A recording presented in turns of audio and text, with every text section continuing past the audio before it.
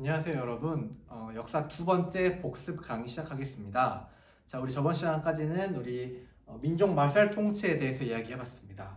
그리고 여러분 잠깐 안내 말씀 드릴 게 있는데요. 선생님이 이 강의를 우리 유튜브에다가 영상을 올리잖아요. 근데 우리 여학생 분들께서 선생님 채널에 구독을 해주면서 구독자 명을 정해달라고 해서 구독자 명으로 선생님 이름을 따가지고 만성질환이라고 명칭을 정했습니다. 그래서 여러분 남학생들은 잘 모르겠지만 만성질환이라는 구독자 명을 꼭 말해달라고 해서 이렇게 말씀을 드린 다음에 수업을 진행하도록 하겠습니다. 자, 그러면 이번 시간에는 저번 시간에 이어서 1930~40년대 무장독립투쟁에 대해서 이야기를 해보려고 합니다. 자, 이 부분 같은 경우에는 여러가지 단체들이 굉장히 많이 나오는 바람에 여러분들이 학습하기에 굉장히 어렵고 난해한 부분입니다. 근데 이 부분을 최대한 선생님이랑 함께 간단하고 이해하기 쉽게 설명을 드리도록 할 테니까 편한 마음으로 수업 들어주시면 될 것 같습니다. 자, 여러분 교과서는 74페이지 먼저 피시고 수업을 진행해 보도록 할게요. 자, 먼저 그러면 우리 30~40년대 무장독립투쟁 들어가기에 앞서서 우리 30년대에 일어난 무장투쟁 중 일환으로 한인애국단이라는 단체가 존재가 합니다. 이 한인애국단에 대해서 먼저 이야기해 볼 텐데, 자, 한인애국단 같은 경우에는 누가 만들었냐면 임시정부를 이끌고 있던 김구 선생님께서 주도를 해서 만들어진 단체입니다. 자, 왜 이런 단체를 만들었느냐? 자, 여러분 알다시피 우리 이승만이 가는 길에는 뭐밖에 없다? 분열밖에 존재하지 않는다. 그래서 대통령으로 있었던 대한민국 임시정부가 이승만의 위임 청원 같은 문제가 불거지면서 국민대표회의를 열고 어떻게 대한민국 임시정부를 운영해 갈 것인가 라는 회의를 거쳤습니다. 하지만 회의 결과 상조파와 개조파 모두 다 임시정부에서 떠나버리면서 이제 임시정부는 껍질밖에 남지 않았습니다. 거의 유명무실해진 임시정부를 누가 이끌었냐면 이 김구 선생님께서 혼자서 외롭게 이끄셨습니다.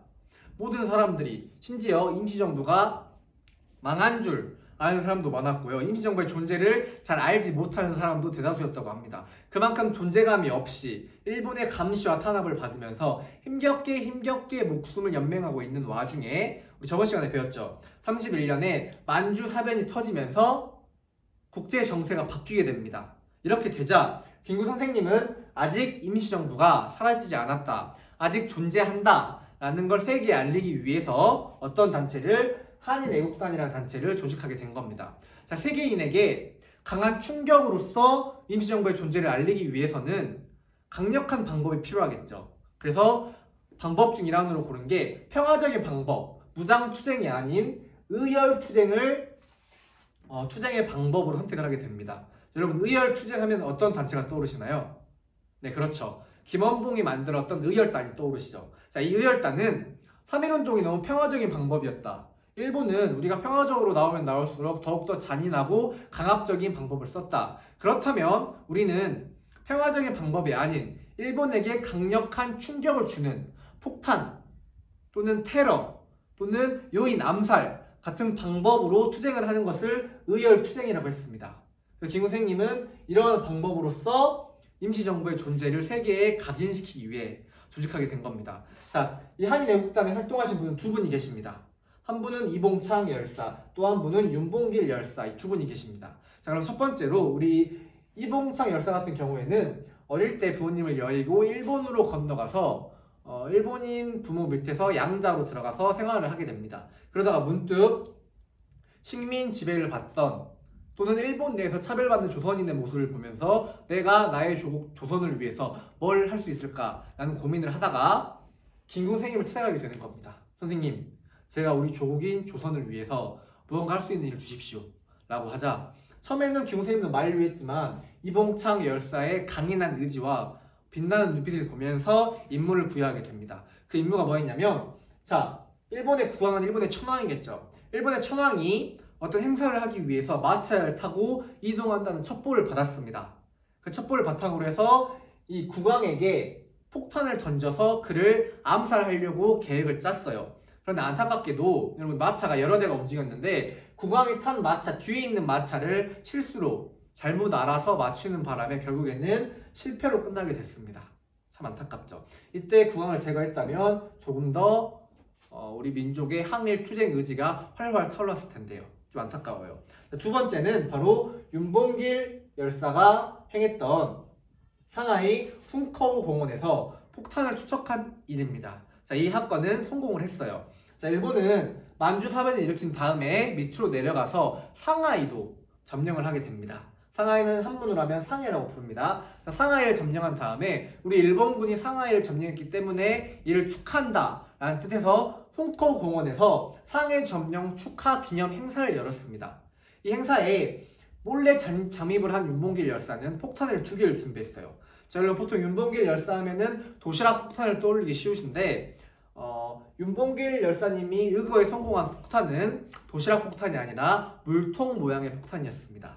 자, 물통 모양의 폭탄은 적을 테러하기 위해서, 또 도시락 모양 폭탄은 이제 거사를 성공시킨 다음에 자결을 목적으로 가지고 가셨는데 도시락 폭탄이 불발이 나면서 현장에서 잡히게 됐습니다. 하지만 물통 폭탄의 위력이 굉장히 강해서요, 거기에 참여했던 일본의 고관들, 우리나라로 치면 국방부 장관 또는 육군 대장, 이런 사람들이 폭탄을 맞고 그 자리에서 즉사를 하는 엄청난 충격과 피해를 일본에게 입히게 됩니다. 이렇게 함으로써 우리의 의거가 성공을 하게 되는 거죠.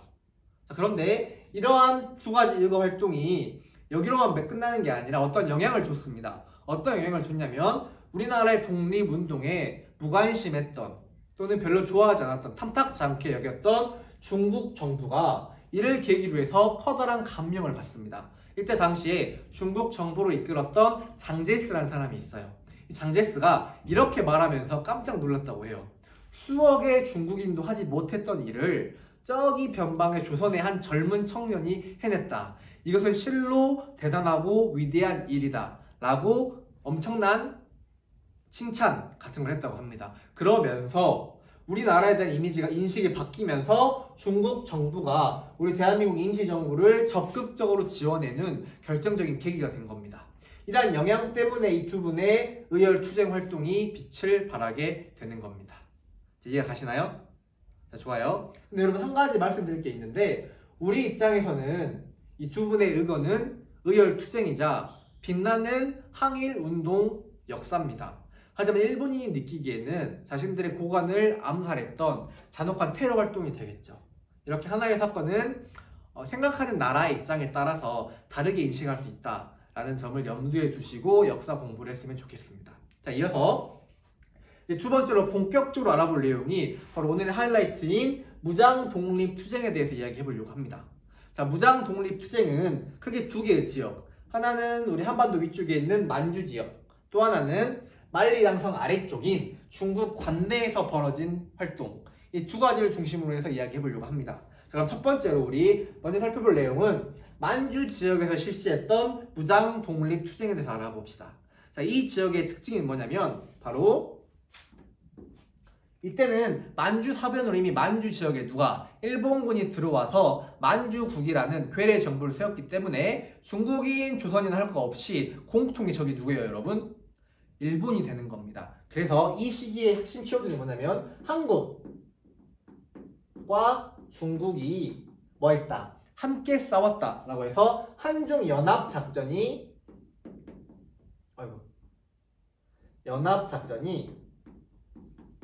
이 시기에 핵심 키워드가 되는 겁니다. 그래서 여러가지 독립군들이 나오지만 이들을 모두 다 중국군과 연합을 해서 활동을 했습니다.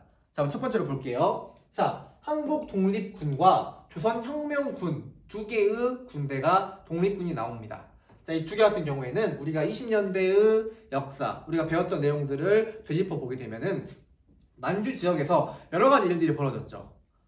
첫 번째로는 빛나는 승리였던 청산리 대첩과 봉오동 전투, 이에 대한 보복으로 일본이 일으켰던 간도 참변, 그런 다음에 서해를 중심으로 해서 밀산부 한동에 모여서 만들어진 대한독립군단, 그리고 러시아로 갔다가 자유시에서 참변을 당하게 되죠. 그런 다음에 다시 내려와서 재정비를 하게 되는데, 재정비를 하면서 3개의 부가 성립을 합니다. 아래쪽부터 참의부, 정의부, 신민부, 참정신으로 우리가 공부하자고 했죠. 이 3개의 부서가 만들어집니다. 그런데 이 3개의 부서가 한반도 내에서 신간회가 만들어지면서 좌우 합작운동, 통합운동의 기운을 타고서요, 다시 한번 통합이 됩니다.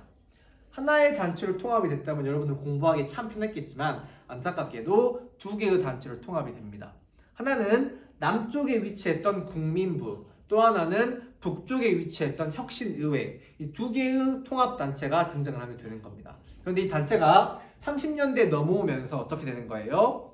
자기들만의 정당을 만들고요, 자기네들만의 군대를 만들었습니다. 그래서 만들어졌던 게 북만주 혁신의회를 이어서 만들어진 한국독립당의 군대인 한국독립군이 만들어지고요, 남만주에 위치했던 국민부를 계승한 조선혁명당의 군대인 조선혁명군이 만들어지게 되는 겁니다. 아시겠죠, 여러분? 많이 헷갈리시죠, 여러분? 선생님이 고민을 해봤어요. 어떻게 하면 이거를 기억할 수 있을까요, 여러분들이? 근데 여러분 봅시다. 자, 남만주는 어디랑 가까워요? 북한 땅이랑 가깝죠. 여러분, 북한의 정식 명칭이 뭐죠? 북조선 인민주의 인민공화국이라는 뜻이죠. 즉, 북한은 뭘 좋아해요? 조선이라는 단어. 그리고 북한은 공산주의 국가이기 때문에 어떤 단어를 좋아합니까? 혁명이라는 단어를 좋아합니다. 그래서 북한이랑 인접한 지역에 있는 남만주에 있는 단체는 조선혁명군이 되는 거예요. 좀 유치하지만 이해가 되시나요? 반면에 북한이랑 멀리 떨어져 있어요. 그럼 어떻게 데칼코마니 해보면 어떻게 되는 거예요? 이쪽은 우리 남한 쪽이랑 연결이 되겠죠. 이해되시나요, 여러분? 그래서 우리 남한은 정식 명칭이 뭡니까? 대한민국이죠. 그래서 여기에는 주로 한국이라고 부르잖아요. 그래서 한국이라는 단어가 들어가고요, 한국을 독립한다는 뜻에서 한국독립군이라는 명칭이 생긴 겁니다. 이해가 좀 되시나요? 네, 좋아요. 그래서 이 두 개의 단체가 열심히 독립운동을 하는데요, 무장투쟁을 하는데 누구랑 연합을 했다? 중국이랑 연합을 하게 됩니다. 자, 이 두 개의 명칭을 여러분이 기억하실 필요는 없어요. 그냥 단지 중국이랑 연합작전을 했다까지만 기억을 해주시면 될 것 같습니다. 선생님 이해를 돕기 위해 쓴 건데요. 자, 한국 독립군이랑 같이 싸웠던 부대는 중국 호로군이란 군대였습니다. 마찬가지로 조선혁명군과 싸웠던 군대는 중국 의용군이랑 싸우게 된 거예요. 이해가 되시나요? 자, 교과서 75페이지 보면은 자, 오른쪽 위쪽에 지도가 나옵니다. 보세요. 조선혁명군의 지역은 한반 북쪽이랑 붙어있는 남만주 쪽에 있습니다. 자, 여러분 전투 이름은 기억하실 필요가 없지만 이 빨간색 별표는 흥경성이랑 이 흥경성 전투를 나타냅니다. 흥경성이랑 동경성 전투예요. 자, 이어서 흥경성이랑 영능가 전투입니다. 여러분 그냥 설명만 드리는 거예요. 여러분 기억하실 필요는 없습니다. 자, 위쪽으로 가게 되면은 한국 독립군의 지역은 북만주 쪽에 있죠. 자, 북만주 쪽에 있는 별표는 대전자령, 쌍성보, 사도하자 전투를 나타내는 겁니다. 아시겠죠? 자, 이어서 좀 밑에 보면은 동북항일연군이라는 군대도 나옵니다. 자, 교과서에 없지만 옆에 보면 지도에는 나오죠. 자, 이게 어떤 단체냐면 여기에는 수많은 공산당원들이 있었습니다. 근데 일본이라는 적을 맞서가지고 조선이든 중국이든 할 거 없이 같은 공산당원이면 전부 다 모이자 라고 해서 만들어진 단체가 동북항일연군, 동북 쪽에 위치해 있는 일본과 싸우는 연합군이라는 뜻입니다. 이 동북항일연군에서 중국 공산당의 지원을 받아가지고 여러가지 전투를 수행하게 됩니다. 그중 하나가 뭐냐면 보천보 전투라는 게 나와요. 여러분 교과 75페이지 아래쪽에 보면은 우리 백두산 왼쪽에 있는 게 보천보라는 지역입니다. 왜 보천보 전투를 설명을 드렸냐면 김일성이 이때 처음으로 우리 역사에 등장을 해서요, 보천보 전투를 수행하게 된 겁니다. 쉽게 말해서 만주에서 한반도로 국내 침공 작전을 벌인 겁니다. 근데 그렇게 커다란 피해는 입히지 못했지만 보천보 시내를 새벽에 잠깐 침입을 해서 일본 순사 7명 정도를 죽이고 보천보 시내를 잠깐 동안 점령했다가 돌아간 사건이 보천보 전투입니다. 이게 실상이지만 북한의 역사에서는 굉장히 위대한 전투로 포장이 됐어요. 왜? 그들의 수령이었던 김일성이 활약한 전투이기 때문에요. 아시겠죠? 그래서 중국 관내 지역에, 중국의 만주 지역에서 벌어진 무장 독립 투쟁은 뭐다? 중국과 한국이 연합한 한중 연합 작전이었다. 자, 근데 남만주에는 북한이랑 가까워서 북한이 좋아하는 단어인 조선과 혁명자를 써서 조선혁명군이 되는 거고요. 북만주 지역에는 데칼코마니를 하면은 남한이랑 가깝잖아요. 남한의 명칭은 한국이니까 한국 독립군이 활약을 했습니다. 누가? 중국에 있는 부대들과 함께요. 이해되시죠? 그리고 국내 침공점에 벌였던 게 동북 항일 영군이 있는데 이건 중국 공산당의 영향을 받아서 포천보 전투를 수행했다. 포천보 전투에 누가 처음으로 등장을 했다? 김일성이라는 사람이 등장을 했다. 까지만 기억을 해주시면 될 것 같습니다. 이해가 좀 되시나요? 네, 좋아요. 자, 이어서 이 중국 관내를 살펴볼 건데 중국 관내는 어디냐면 만리장성의 아래쪽을 나타내는 지역입니다. 만리장성 아래쪽은 중국인들이 사는 관내라고 부르는데요. 이 관내에서는 어떻게 되냐면 자, 김원봉, 의열단을 이끌었던 일본이 현상함을 걸었던 무려 지금으로 치면 320억 원의 현상함을 걸었던 김원봉이라는 사람이 중국 관내에 있던 모든 독립운동 단체를 하나하나 모아서 통합시킨 다음에 만든 정당이 바로 민족혁명당이라는 정당이 만들어집니다. 자, 여러분 교과서에 나와 있지 않지만 여기서 모든 게 시작이 되기 때문에 선생님은 거듭해서 강조를 하는 겁니다. 아시겠죠? 그래서 최초로 통합된 단체가 바로 김원봉이 이끌었던 민족혁명당이 되는 거예요. 근데 여러분이 주의하실 게 모든 단체가 모였다고 했지만 한 사람이 이끌던 단체는 들어오지 않았어요. 누굴까요? 임시정부를 너무나도 사랑했던 김구 선생님의 임시정부는 여기에 포함이 되지 않았습니다. 독자적으로 활동을 하셨어요. 이거 염두에 두신 다음에 자, 그래서 혁명당이 만들어져서 모든 정당을 통합을 했고요. 같이 활동을 하게 됩니다. 그런데 여러분 각자가 추구하는 바가 달랐기 때문에 결국에는 민족혁명당은 오랫동안 지속이 못되고 서로 자신의 살 길을 찾아서 떠나버립니다. 그리고 일부 세력들이 어디로 갔냐면 임시정부 김구한테로 넘어가게 됩니다. 그렇게 되자 남은 세력들을 이끌어서 김원봉이 조직한 단체가 바로 조선 민족전선연맹이라는 걸 만들었대요. 이름이 좀 길죠 여러분.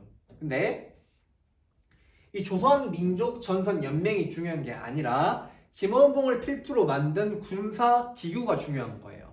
그게 뭐예요? 조선의용대라는 군대를 만들어서 항일투쟁 활동을 전개하게 됩니다. 누구의 지원을 받았냐면 이 김원봉이 누구랑? 중국 정부를 이끌었던 장제스라는 사람과 친분이 두터웠기 때문에 중국 국민당의 지원을 받으면서 활동을 했던 게 조선의용대라는 단체가 되는 겁니다. 아시겠죠? 하지만 여기서도 오랫동안 지속이 되지 않고요. 또다시 분열이 찾아옵니다. 그래서 왼쪽에 있던 사람들, 우리 좌파 계열들 있죠. 좌파 계열들은 화북지역, 황하강의 위쪽을 말해요. 이거는 중국어로 하면 화베이 지역이라고 합니다. 이 화북 지역은 누구의 영향이었냐면 중국 공산당의 영향을 받고 있었어요. 또 하나 우파 세력들, 민족주의를 추구하는 세력들 어디로 갔냐면 다시 한번 임시정부 아래에 모이게 되는 겁니다. 아시겠죠? 그래서 조선민족전성이 분열이 돼서요. 의용대의 일부가 화북으로 넘어가서요. 조선독립동맹이라는 단체를 만들어서 그 산하에 화북조선의용군이란 군대로 명칭을 바꾸고요. 중국 공산당이랑 같이 활동을 하게 됩니다. 반면에 우파 세력들은 임시정부로 찾아가서요. 한국광복군의 일원으로 활동을 하게 되는 겁니다. 좀 이해 가시나요? 이렇게 처음 시작은 뭐였다? 민족혁명당이었다. 그런데 이게 분열이 되면서 이들의 군대였던 조선의용대가 만들어졌고 이 의용대가 두 개로 나뉘어서 한쪽은 북쪽 화북지역으로 가서 조선의용군이 되었고 나머지는 아래쪽으로 내려가서 임시정부의 한국광복군의 일환이 되었다 라고 기억하시면 될 것 같습니다. 여러분이 기억해야 될 건 최초의 통합단체였던 민족혁명당에서 시작을 해서 마지막 도착점이 어디예요? 쭉 흘러서 여기 한국광복군으로 향했다. 이 두 가지를 기억하고 이해해 주시면 될 것 같아요. 이해 가시나요? 자, 좋아요. 그런 다음에 자 여기에 포함된 단체 일부가 좌파를 제외하고 모든 우파가 어디로 모였습니까? 임시정부에 모였습니다. 예전에 김구 혼자서 전전긍긍하며 이끌었던 임시정부가 아니에요. 많은 독립운동가들이 임시정부 아래에 다시 한번 모이게 된 겁니다. 아시겠죠? 그래서 세 번째로 공부해 볼 내용이 바로 임시정부와 그들의 군대인 한국광복군에 대해서 이야기해 보려고 해요. 자, 볼게요. 자, 많은 수의 독립운동가가 한데 모였기 때문에 기존에 가지고 있던 임시정부의 시스템으로 이들을 수용할 수가 없었어요. 그래서 뭘 하는 겁니까? 개편을 했습니다. 그래서 여러분 75페이지 아래쪽에 보면은 지도가 나오고요. 상하이에 자리 잡았던 임시정부가 여기저기 이동을 합니다. 이동한 원인이 뭐 있을까요? 그렇죠.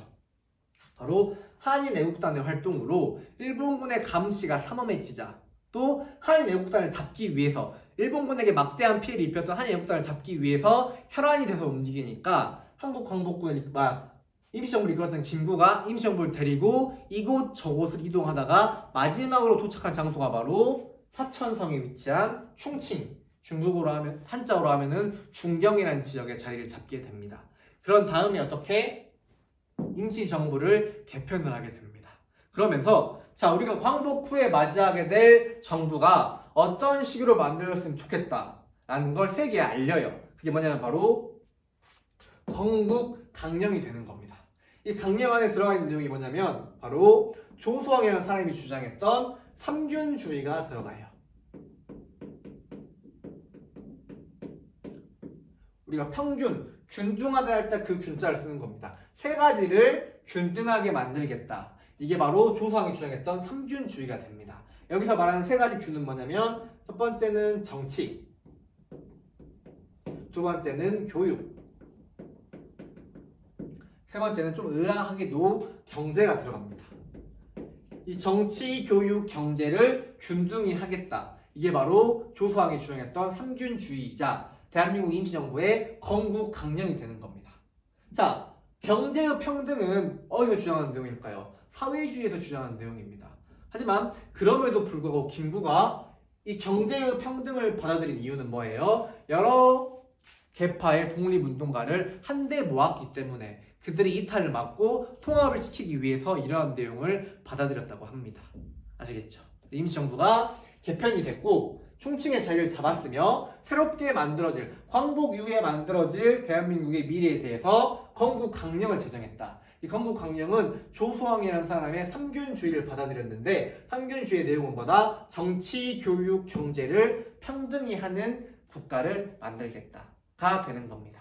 자, 그런 다음 드디어 우리만의 군대가 만들어집니다.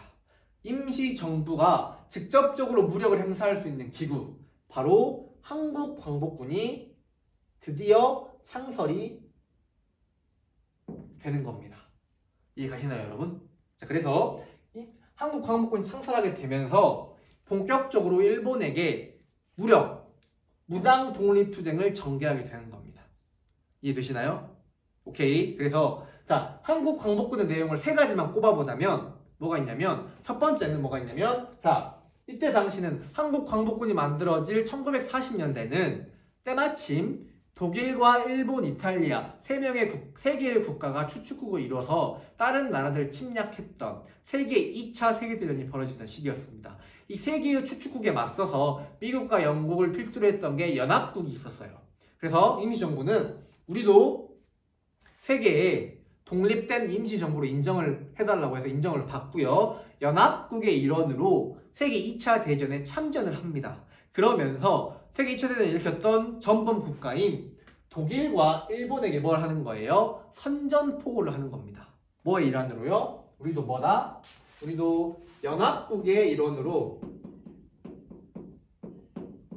뭘 하겠다? 2차 세계대전에 참전을 하겠다라고 한 겁니다. 그래서 실제로 참전을 해서 활약을 하게 되는 거죠. 두 번째로 연합국의 일원으로 연합국이 전개했던 전투에 참전을 합니다. 특히나 영국 같은 경우에는 지금의 인도와 미얀마 쪽에서 일본군이랑 싸우고 있었습니다. 그런데 때마침 이때 누가? 광복군이 연합군으로 참전을 한다고 하니까 영국군이 SOS를 친 거예요. 한국광복군아, 너희도 연합군의 일원이니까 우리가 싸우고 있는데 좀 도와달라 라고 해서 영국군의 요청을 받은 대한민국 임시정부의 김구 선생님이 한국광복군을 어디에? 인도 미얀마 전선에 파견을 했습니다. 근데 여러분, 우리 영국군은 큰 기대를 가지고 있었어요. 수만 가지는 무리더라도 몇 천의 군대가 와서 도와주겠지 라고 생각을 했으나 실제로 온 거는 10명 안팎의 초촐한 분대 단위의 부대였어요. 당황을 했겠죠. 근데 여러분 여기서 무시할 게 아니라 우리 광복군이 한 역할들이 굉장히 중요해요. 자, 한 장 넘겨서 76페이지에 나온 내용인데요. 뭐가 있냐면 자, 이들은 중국 지역에서 활동을 했고요. 일본의 지배를 받았습니다. 그래서 뭐가 능통할까요? 조선어, 일본어, 중국어 3개 국어에 능통한 인재들이었어요. 그리고 이들은 어떤 활동을 했냐면 자, 일본 군에는 강제로 끌려온 조선인과 중국인이 많겠죠. 그래서 밤이 되면 스피커에다가 어떤 노래를 트냐면요, 우리 민족의 애환을 담은 아리랑을 틀어요.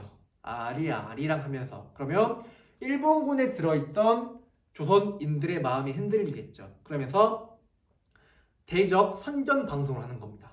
자랑스러운 조선의 남아들아, 왜 그대들은 일본군에 속해 있는가? 그들의 마귀에서 벗어나서 어디로 와라? 소나기에 벗어나서 어디로 와라? 한국 광복군의 일원으로 우리 같이 저 악당 일본을 물리치자 라고 대적 회유 방송을 합니다. 그런 다음 또 뭐 또 있냐면요, 자, 포로를 잡았어요. 근데 포로를 잡았는데 일본인이에요. 근데 영국인들이 영어밖에 못 쓰니까 신뢰할 수 있겠어요? 못 쓰겠죠. 근데 이때 누가 등장하는 겁니까? 3개 국어에 능통한 한국 광복군이 등장을 해서요, 이 사람들을 신문합니다. 포로도 신문을 하고요, 일본군이 몰래 만든 암호 있죠. 암호 같은 것도 해독을 하면서 이 전투에서 굉장히 많은 영향을 끼쳤던 게, 많은 기여를 했던 게 한국 광복군입니다.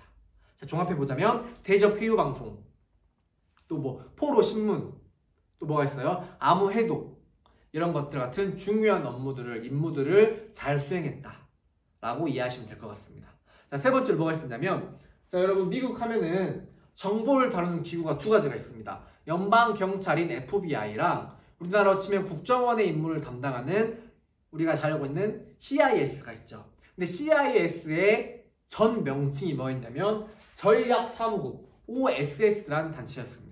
이 OSS가 추후에 발전을 해서 CSI가 되는, CIS가 되는 거예요. 아시겠죠? 자, 이러한 미국 전략사무국에 요청을 해서 합동훈련을 받습니다. 한국 광복군에서 잘난 사람들을 뽑아가지고 합동훈련을 받는 거예요. 자, 엄청나게 고되고 힘든 훈련이었습니다. 왜 이 훈련을 받았을까요? 우리 힘으로 누구를? 일본군을 몰아내기 위해서요. 이들은 잠수함을 타고요, 45년 9월 달에 몰래 한반도로 진입을 해서요, 직접적으로 조선 총독부를 점령하고 일본군을 우리 한반도에서 몰아낼 작전, 바로 국내 진공 작전을 계획했습니다. 근데 여러분 알다시피 우리가 언제 광복이 됐죠? 맞아요. 1945년 8월 15일 날 광복이 됐습니다. 작전 계획은 몇 월 달이었다고요? 9월 달이었어요. 그래서 훈련은 진짜 빡세고 열심히 받았으나 일본이 빨리 항복해버리는 바람에 결국에 이 작전은 실제로 실현이 되지 못했습니다. 그래서 김구 선생님은 일본이 항복했다는 정보를 받고서 굉장히 탄식이 생겼다고 해요. 아, 우리 힘이 아닌 일본의 무조건적인 항복으로 광복을 맞이했기 때문에 국제사회에서 우리의 목소리를 내기가 힘들어지겠구나 라고 아쉬운 탄식을 했다고 합니다. 아시겠죠? 그래서 다시 정리해보면 한국 광복군은 몇 가지 업무를 했다. 세 가지 임무를 수행했다. 첫 번째, 연합국의 일원으로 일본과 독일에게 뭐 했다? 선전포고를 날렸다. 두 번째, 영국의 요청으로 영국이 싸우고 있던 인도 미얀마 전선에 참전을 해서 대적 회유 방송, 포로 신문, 암호 해독 같은 중요한 임무를 수행했다. 마지막 세 번째로 CIS의 전신인 미국 전략사무국과 합동훈련을 받아서 국내 징후작전을 계획했으나 일본의 무조건적인 항복으로 실제로 성공을 하지는 못했다 까지 기억하시면 될 것 같아요. 자, 오늘 마지막으로, 자, 이런 상황에서 일본이 거의 망해가고 있습니다. 그렇게 되지 어떻게? 국내에서도요, 일본이 망한 다음에 어떻게 나라를 세울 것인가 라는 논의가 진행이 됐고요. 여운형이라는 사람을 필두로 해서 뭐가 만들어져요? 조선 건국 동맹이 만들어집니다. 그래서 일본이 물러난 다음에 어떻게 나라를 만들 것인가 하는 건국 준비를 수행했다고 합니다. 아시겠죠? 자, 여기까지가 우리 1930년대 40년대 무장 독립 투쟁에 대해서 이야기를 해봤습니다. 한일 연국부터 시작을 해서 중국 내부, 만주에서는 한중연합작전이 펼쳐졌고요. 중국 관내에서는 민족혁명당을 필두로 통합운동이 벌어져서 마지막에 어디로 모였다? 임시정부의 한국광복군으로 모였다. 그리고 이어서 우리 많은 독립운동가가 모여서 임시정부가 개편이 됐고 또 그 아래에 한국광복군을 창설을 해서 여러 가지 활동을 했는데 이 세 가지를 필두로 활동을 했다. 그리고 국내에서 일본이 망한 이유를 대비하기 위해서 여운형을 중심으로 조선 건국 동맹이 만들어져서 건국을 준비했다. 까지가 오늘 배운 내용입니다. 자, 여러분 수업 듣느라 대단히 고생 많으셨고요. 자, 우리 스님 만성질환 구독자들을 위해서 마지막 인사도 준비했는데요. 자, 여러분 쾌차하세요 라고 수업을 마치도록 하겠습니다. 자, 여러분 고생하셨습니다.